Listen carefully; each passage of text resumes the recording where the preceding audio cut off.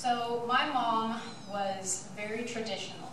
She was not a feminist, and she would gladly tell you so.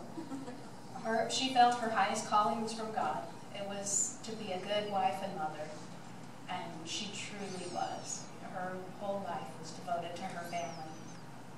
She was, as you heard earlier, she baked homemade bread every week for us kids, whole wheat from scratch, no bread machine, no mixes. There were always cookies or pie or strudel or cobbler or something fresh home baked in the house. She homemade all of our meals, and not from mixes or cans or anything. She made it all from scratch.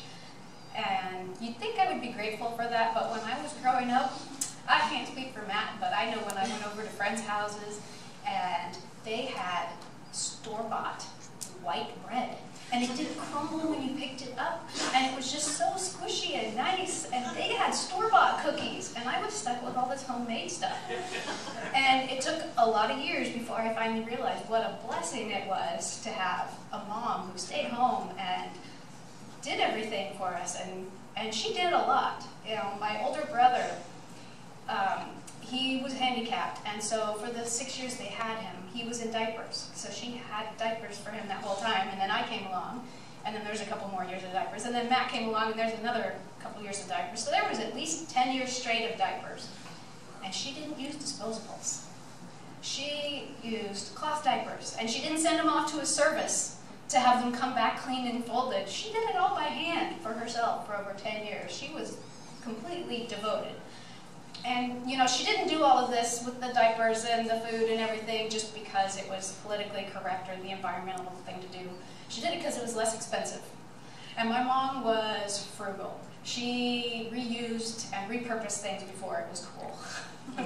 She would take old scraps of cloth that I liked, and she would hand sew Barbie clothes for me, for my Barbies. Not just like tent dresses. I mean, they were like fitted with snaps in the back and full skirts.